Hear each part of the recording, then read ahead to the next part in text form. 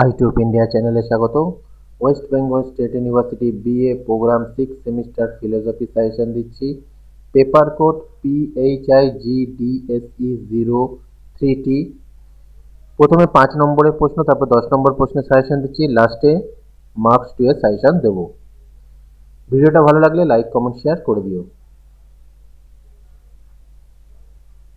5 নম্বরের জন্য প্রথম প্রশ্ন, সামাজিক পরিবর্তন সম্পর্কে মার্কস ও গান্ধীজির মতবাদের তুলনামূলক আলোচনা করো। 2 নম্বর প্রশ্ন, পরিবার সম্পর্কে মার্কসীয় আলোচনা ব্যাখ্যা করো।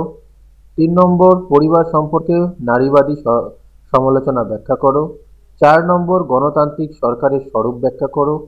5 নম্বর, উদারনৈতিক ও সমাজতান্ত্রিক গণতন্ত্রের মধ্যে পার্থক্য দেখাও। 6 নম্বর, জাত বা বর্ণ কাকে বলে, সামাজিক শ্রেণী ও জাতের মধ্যে পার্থক্য দেখাও।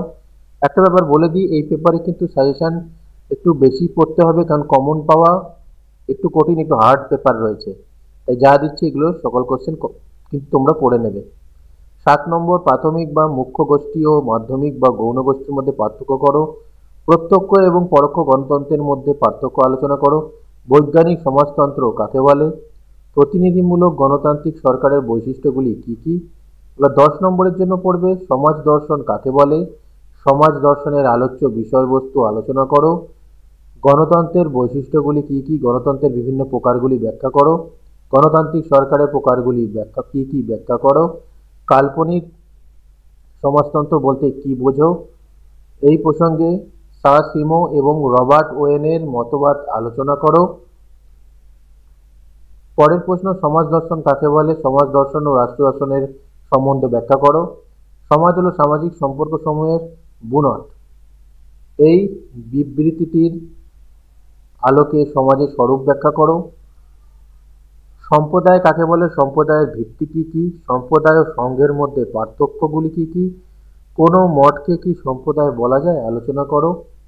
সংঘ কি, প্রতিষ্ঠান কাকে বলে, সংঘ ও প্রতিষ্ঠানের মধ্যে পার্থক্য কি, হাসপাতাল কি একটি সংঘ অথবা প্রতিষ্ঠান, আলোচনা করো।